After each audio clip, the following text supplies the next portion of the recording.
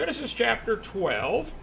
Now the Lord had said unto Abram, we talked about that last night, God had already told Abram, get thee out of thy country, and from thy kindred, and from thy father's house. Abram didn't obey completely. Now, as great a man as Abram is, and later Abraham, his name was changed to Abraham, he made some serious mistakes in his life that are still costing the world a fortune.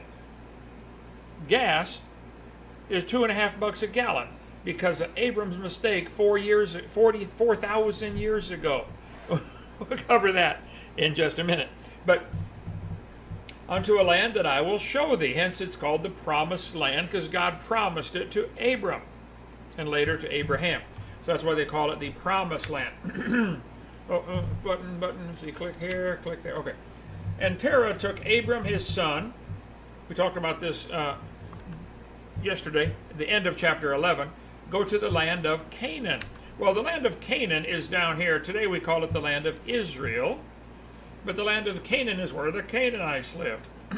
And the Canaanites were famous for being wicked.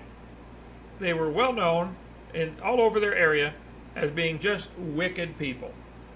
There are places like that in America where people talk about a certain city or the slums of some part of a city. Oh yeah, I heard about them. They're all wicked there. Well, Canaan had the reputation of being wicked. God said, Abram, get out of your country, get away from your kindred, come to the promised land. Well, he didn't quite do it. He took his dad with and his nephew. They made it as far as Haran. They delayed there for quite a while. And then he finally got to the land of Canaan. Here's what God promised him. And I will, number one, make of thee a great nation. That would be the nation of Israel today. And I will bless thee. And I will make thy name great, and thou shalt be a blessing. God promised Abram 4 things are going to happen. And I will bless them that bless thee, and curse him that curseth thee. And boy, that has been the truth all through history. The people who watch out for Israel, who take care of Israel, even if they're wicked, we should bless them, because God will bless us.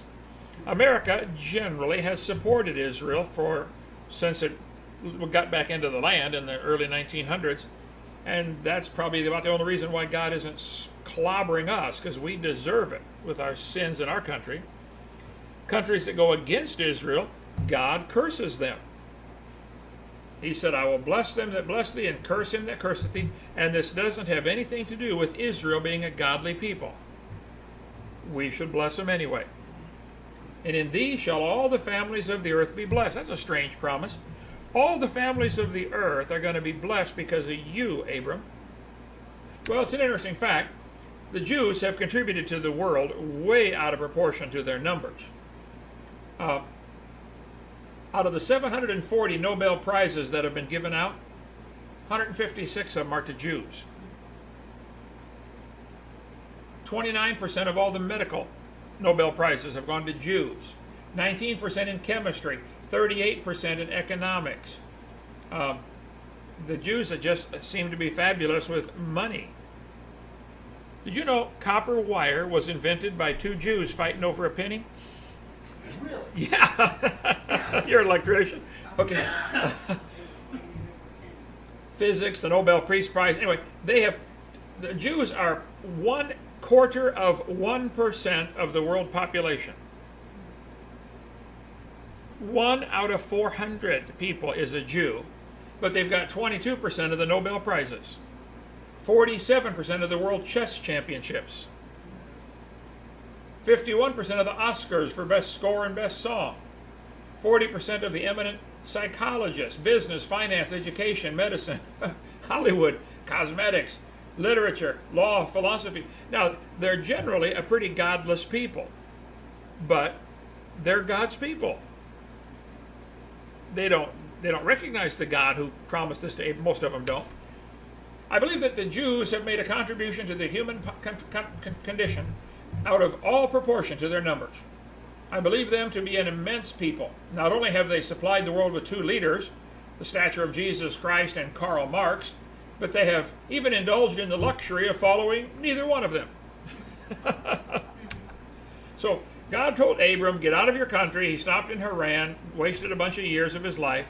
and finally got down to Canaan. And Abram departed as the Lord had spoken unto him, and Lot went with him. Mistake.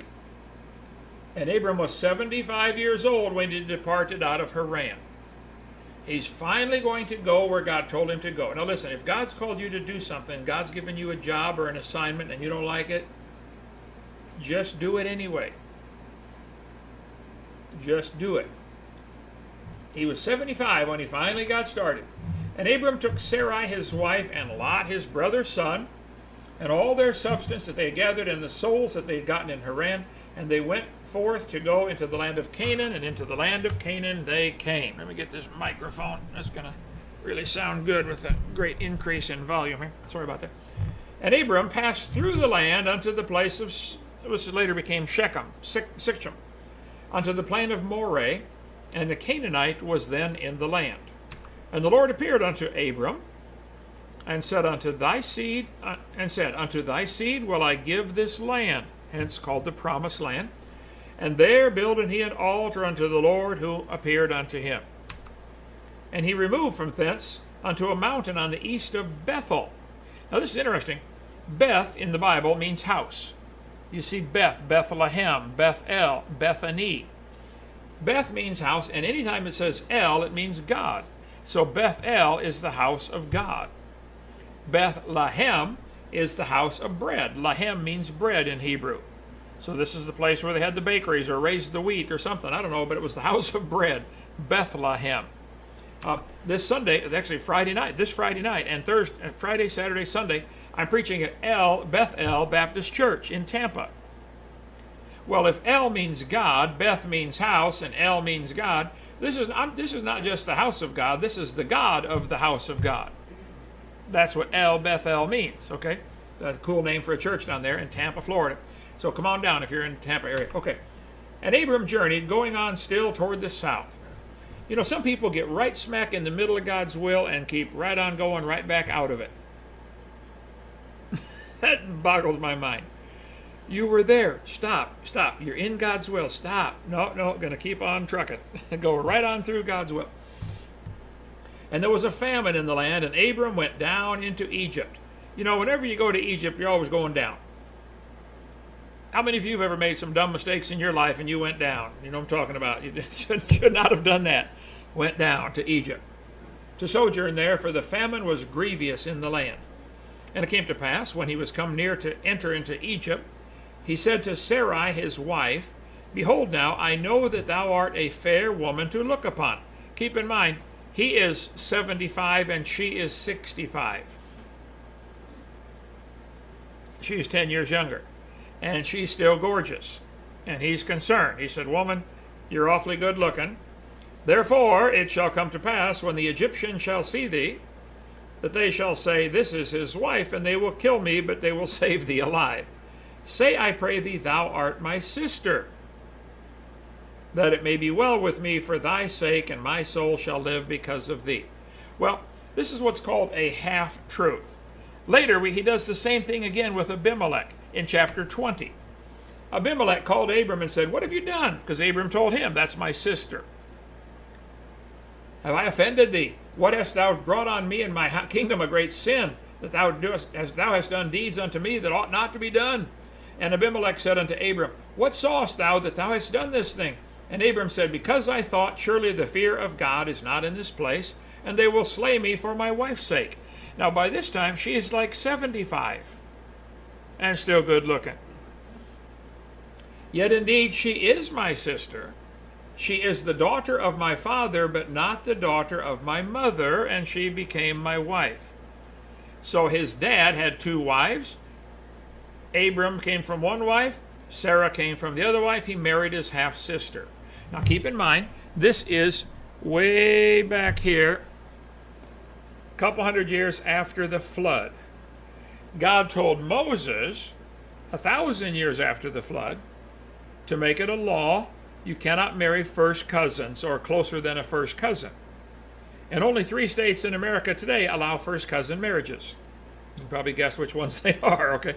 But there was no problem. Adam married his own rib, for heaven's sake, okay? So it wasn't a problem for the first few thousand years. As the human race grew, it got to be a problem, and God said to Moses, right here, tell the people, no more marrying close kin. Now, clear up here, 1840 something, Charles Darwin married his first cousin, thinking we're going to have superior children. Real dead that was. He had 10 children, most of them pretty bad shape. Today, a lot of the Muslims are marrying first cousins, causing all kinds of trouble mentally. IQ's dropping like crazy. Anyway, so she was his half-sister, and it was nothing wrong with it, nothing illegal about it when he did it. But he told a half-truth. That's my sister. Well, yeah, that is your sister. But he deceived the people. So back to Genesis 12. And it came to pass, when Abram was coming to Egypt, the Egyptians beheld the woman, that she was very fair. The princes also of Pharaoh saw her. By the way, maybe it's just living a godly life makes you beautiful longer. I think maybe that's it. I know people, but they get ugly by the time they're 40. I mean, like the 3 old guys are sitting on the park bench, and this man walks up. He asked the first guy, he said, how old are you? He said, I'm 90. He said, what do you attribute your long life to? He said, well, I've never smoked, never drank, never took drugs, never had any other women but my wife. And he asked the second guy, he said, what about you, sir? He said, same thing, never smoked, never took drugs, always faithful to my wife. And he said, how old are you? He said, I'm 92.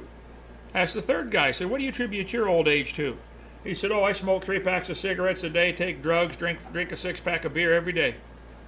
Had 40 or 50 women in my life. He said, how old are you, sir? He said, I'm 34. You want to get old quick? You live for the devil, okay? You get old really quick. Maybe that's why Sarah was good looking. If you just try to live for God, he somehow preserves you. Anyway, she was very fair. And the princes of Pharaoh saw her and commended her before Pharaoh, and the woman was taken into Pharaoh's house.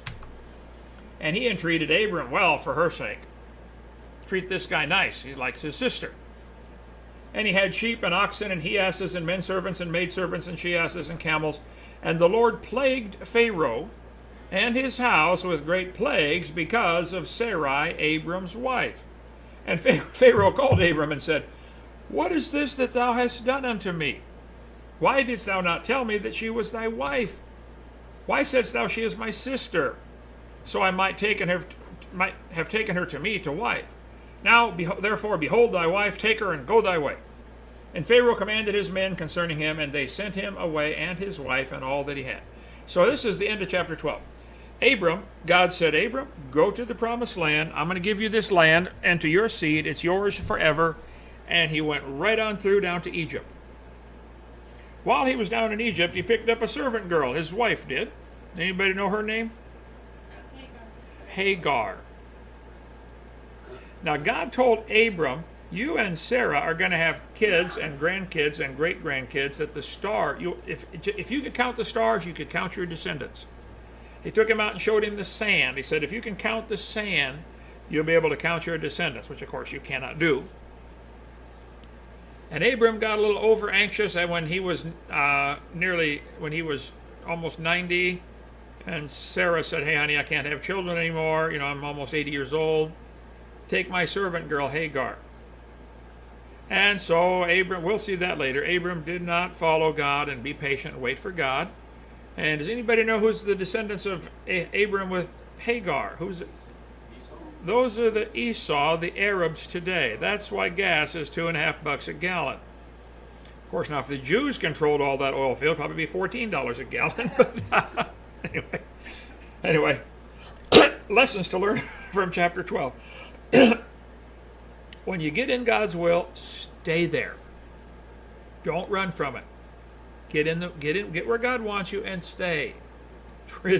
It's real simple. Life is not complicated. Read the book and do it. Just that simple.